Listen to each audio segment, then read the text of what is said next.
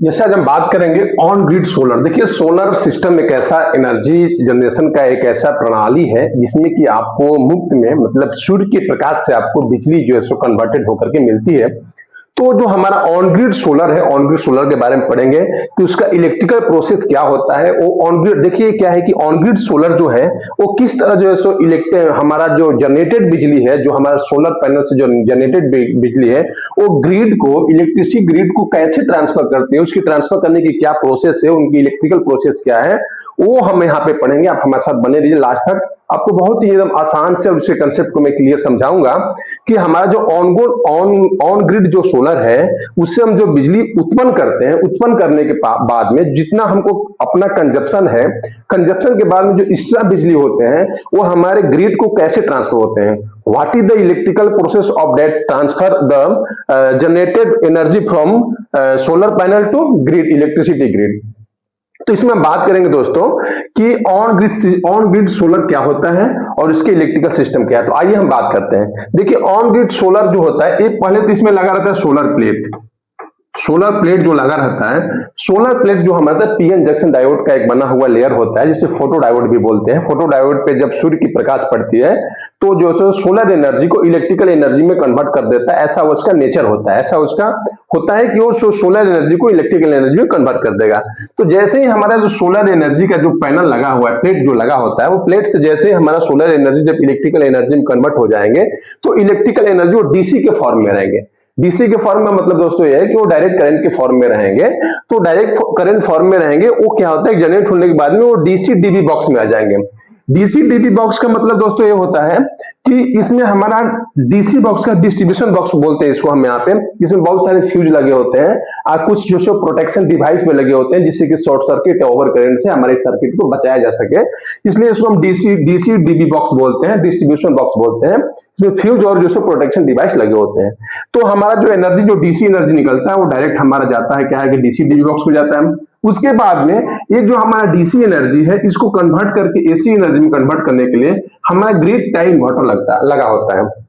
देखिए दोस्तों, grid tie inverter एक क्या होता है कि ये हमारा सोलर सिस्टम का एक हॉर्ट होता है। उसका क्या होता है कि एक सबसे जो है सो विशेष स्पेशल पार्ट होता है, जो कि हमारे सोलर सिस्टम से जनरेट पावर एनर्जी को और हमारे ग्रिड एनर्जी को, उस दोनों को तालमेल बैठाता है, दोनों को सिंक करता है, सिंक्रोनाइज करता है। तो ये हमारा क्या होता है कि पूरे सिस्टम जो हमारा ग्रिड सोलर सिस्टम है, उसमें सबसे important part grid tie inverter का ही होता है। देखिए दोस्तों, इन्वर्टर का जनरल काम क्या होता है कि वो जो सो हमारा डीसी सिग्नल है, डीसी सिग्नल को एसी सिग्नल में कन्वर्ट करता है। आपको पिछले चैप्टर में मैंने बताया था कि जो रेक्टिफायर होता है, वो होता है हमारा जो है सो एसी सिग्नल को डीसी सिग्नल में कन्वर्ट करता है। लेकिन हमारा जो इन्वर्टर सिस्टम होता है, वो क्या होता है, डीसी सिग्नल को एसी सिग्नल में कन्वर्ट करता है। तो हमारा जो ग्रिड टाई इन्वर्टर है, ये पूरे सिस्टम का एक सबसे इंपॉर्टेंट पार्ट होता है। और ये क्या होता है, एक मीडिएटर का काम करता है। मीडिएटर इन द सेंस क्या है कि हमारा जो ग्रिड सिस्टम है और जो हमारा सोलर सिस्टम है, ये दोनों सिस्टम से जो जनरेटेड एनर्जी होता है, वो दोनों को सिंक करता है और सिंक करके उनको जो आगे के प्रोसेस के लिए भेजता है। तो हम बात करते हैं grid tie inverter. Grid tie inverter में क्या होता है दोस्तों कि हमारा जो डीसी एनर्जी जो जनरेटेड सोलर पैनल से आते हैं, वो हमारा एसी से ये हमारा जो डीसी होता है, ये डीसी सिग्नल से डीसी टू एसी कन्वर्ट करता है। डीसी टू एसी कन्वर्ट कर दिया, अब एसी कन्वर्ट हो गया। एसी कन्वर्ट के बाद में ये हमारा सिग्नल होता है, वो चला जाता है एसी डीबी बॉक्स में। AC DB box that is the similar to DC DB box. AC DB box में क्या है कि इसमें बहुत सारे प्रोटेक्शन डिवाइस और फील्ड लगे होते हैं, जिससे कि शॉर्ट सर्किट से हमारे डिवाइस को बचाया जा सकता है। इसके बाद में ये हमारा चल जाता है नेट मीटरिंग का। नेट मीटरिंग दोस्तों क्या होता है, देखिए नेट मीटरिंग जो है हमारा एक बाई डायरेक्शनल मीटर होता है। बाई डायरेक्शनल मीटर का मतलब क्या होता है दोस्तों, इसमें जो सीटी लगे होते हैं, जो इसमें सीटी लगे रहते हैं, इसमें दोनों तरफ से, मतलब कि फॉरवर्ड एंड रिवर्स दोनों तरफ से जब करंट फ्लो होती है, तो हमारा मीटर जो होता है दोनों तरह के करंट को मेजर करता है। तो हमारा जो नेट मीटर होता है, वो हमारा सोलर सिस्टम और हमारा जो ग्रिड सिस्टम है, जो ग्रिड इलेक्ट्रिसिटी है, ये दोनों की एनर्जी को मेजर करता है कि सोलर सिस्टम से कितने एनर्जी जनरेट किए गए, ग्रिड सिस्टम को कितने एनर्जी ट्रांसफर किए गए, या नाइट के टाइम पे ग्रिड सिस्टम से एनर्जी को लिए गए। ये दोनों को कैलकुलेट करके हमको नेट एनर्जी कंजप्शन देता है, इसलिए इसको हम नेट मीटर बोलते हैं। तो जैसे ही डीबी बॉक्स हमारा नेट मीटर हो जाता है, नेट मीटर के बाद में हमारा इलेक्ट्रिसिटी को चला जाता है। देखिए तो इस इलेक्ट्रिसिटी को जाने के लिए कई सारे कंडीशंस होते हैं। क्या है इसमें, देखिए कंडीशन क्या है। पहला है कि उनकी फ्रीक्वेंसी मैच होना चाहिए, फ्रीक्वेंसी मैच होना चाहिए। अगर हमारा जो सोलर सिस्टम से जो हमारा बिजली पैदा हुआ है, अगर वो हमारा डीसी से एसी जब कन्वर्ट हो जाता है, तो उसकी फ्रीक्वेंसी जो हमारी इलेक्ट्रिसिटी जो हमारा जो ग्रिड सिस्टम की फ्रीक्वेंसी है, हमारे इंडिया की फ्रीक्वेंसी 50 हर्ट्ज। तो ये हमारा जो सिस्टम की फ्रीक्वेंसी जब 50 हर्ट्ज जब हो जाएगा इसकी फ्रीक्वेंसी इनपुट सिग्नल की, तभी वो ग्रिड इलेक्ट्रिसिटी को ग्रिड को पावर ट्रांसफर हो सकता है। तो दैट मीन्स ये हमारा जो हमारा टाइम इन्वर्टर होता है, ये जो सिंक करने में भी फ्रीक्वेंसी सिंक को भी काम करता है। मतलब कि ये हमारा इनपुट सिग्नल की फ्रीक्वेंसी को 50 हर्ट्ज तक ले जाकर के ग्रिड सिग्नल से मैच कराता है। दूसरा बात क्या है दोस्तों, वोल्टेज। हमारा वोल्टेज क्या है, हमारे वोल्टेज भी मैच होने चाहिए। हमारा जो इलेक्ट्रिसिटी है, जो हमारे ग्रिड इलेक्ट्रिसिटी है, उसकी वोल्टेज अगर हम पकड़ लेते हैं, सिंगल फेज के लिए 240 वोल्ट और 3 फेज के लिए 415 वोल्ट। तो हमारा जो वोल्टेज होता है, वो वोल्टेज भी हमारा मैच करना चाहिए। मतलब कि हमारा अगर हमारा इनपुट सिग्नल का वोल्टेज जब हमारा इलेक्ट्रिसिटी ग्रिड वाली सिग्नल के वोल्टेज से जब मैच करेगा, तभी ये जो एक्स्ट्रा पावर जो होता है वो हमारे ग्रिड को ट्रांसफर हो पाएगा।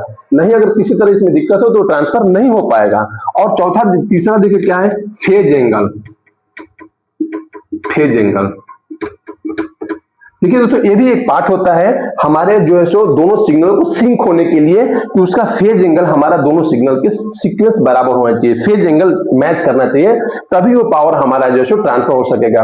तो आप यहाँ पर समझ सकते हैं कि जो ग्रिड टाइम इन्वर्टर है, हमारे पूरे सिस्टम का एक मदरबोर्ड की तरह काम करता है, एक बीच के कड़ी की तरह काम करता है, जो कि डीसी सिग्नल को एसी सिग्नल में कन्वर्ट करता है। और वो कन्वर्टेड एसी सिग्नल की frequency, voltage and phase angle हमारे इलेक्ट्रिसिटी ग्रिड सिग्नल के ग्रिड सिग्नल के frequency, voltage and phase angle के साथ में मैच कराता है। तो आप देख सकते हैं दोस्तों कि हमारा जो टोटल जो प्रोसेस होता है, इस प्रोसेस को मेजर करने के लिए हमारा नेट मीटर लगे होते हैं। नेट मीटर हमारा दोस्तों क्लियर है, वो कितने एनर्जी हमने ग्रिड से लिया, कितना एनर्जी हमारा सोलर से जनरेट हुआ, वो दोनों का हिसाब किताब करके हमको नेट कंजप्शन ये बताता है। So that is called net metre. तो दोस्तों आप इस प्रोसेस को समझ गए होंगे कि हमारा ऑन ग्रिड सोलर में कितने सारे सिस्टम होते हैं। Solar panel, dB box, grid time inverter, AC DB box, net metre और हमारा इलेक्ट्रिसिटी ग्रिड हो गया। उसके हम एक एक पार्ट को यहाँ पर दोस्तों लिखे हैं कि हमारा ग्रिड टाइप क्या होता है, एसीडीबी क्या होता है, नेट मीटर और इलेक्ट्रिसिटी बोर्ड। तो मैं आपको समझ सकते हैं आप कि मैं आपको जो समझा आप समझ गए होंगे, और बहुत एकदम क्लियर सी है। मेरे मन में भी डाउट थी कि ट्रांसफर होता कैसे है, तो अभी आपको मैंने सारा चीज क्लियर कर दिया कि हमारा ग्रिड टाइम इन्वर्टर है, अगर ये तीन चीजों को हमारे जो ग्रिड इलेक्ट्रिसिटी ग्रिड से मैच करा देता है, तो जो भी हमारा एक्स्ट्रा एनर्जी होगा वो हमारा ट्रांसफर हो जाएगा।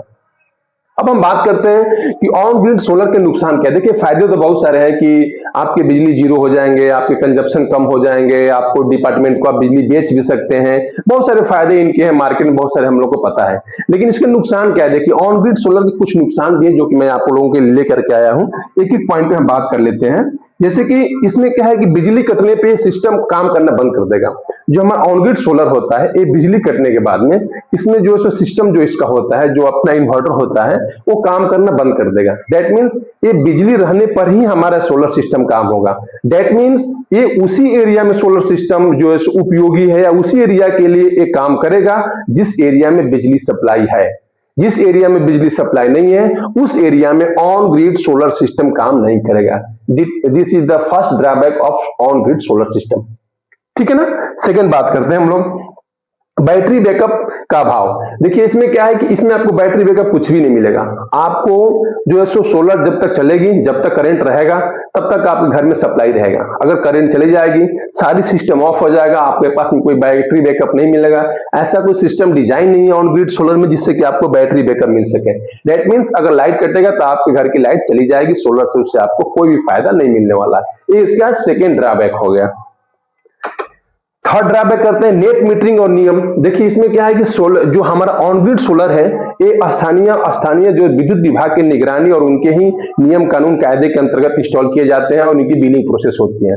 तो कभी कभी क्या होता है कि ये सरकारी कार्यक्रम में और कार्यक्रम में और कागजी जो है सो प्रोसेस में एक बहुत ही प्रोसेस लेट हो जाता है लगाने में। तो इसमें क्या होता है कि हमको जो है इसमें नेट मीटर भी लगाना पड़ता है और लोकल हमारे जो डिस्कम उनके कई सारे रिस्ट्रिक्शन और उनके निर्देशों का पालन करना पड़ता है। तो ये भी हमारे लिए एक जो है चुनौतीपूर्ण कार्य माना जाता है। चौथा हमारा ड्रॉबैक बोलते हैं स्थान पर निर्भरता।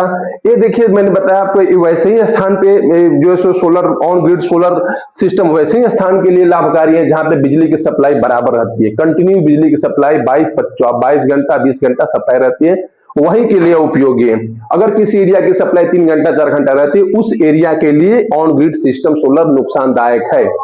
तो ये दोस्तों क्लियर हो गया कि जिस एरिया में पावर सप्लाई हो या जिस एरिया में हमें सप्लाई के लिए जिस एरिया में हमें जो है सो कंटिन्यू सप्लाई रहता हो उस एरिया के लिए ही ऑन ग्रिड सोलर सिस्टम उपयोगी होता है, बाकी एरिया के लिए नुकसानदायक है, लॉसेस है।